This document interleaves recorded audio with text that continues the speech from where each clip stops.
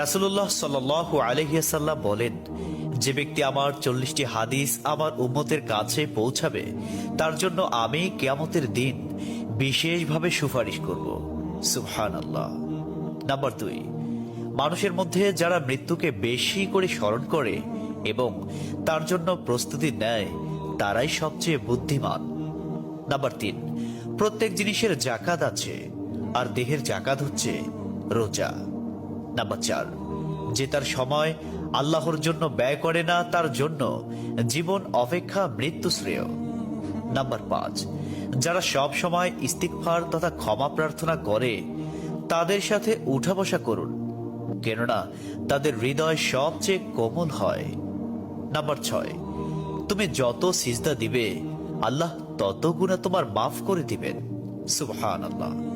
Number 7, সূরা ফাতিহা প্রায় 1000 রোগের ওষুধ। নাম্বার 8, হাতের তালুতে জ্বলন্ত আগুনের কয়লা রাখলে যেমন কষ্ট হবে তার চেয়ে বেশি কষ্ট হবে শেষ জামানায় ঈমান রাখতে। নাম্বার 9, রোজাদারদের জন্য প্রতিদিন জান্নাতকে সুসজ্জিত করা হয়। সুবহানাল্লাহ।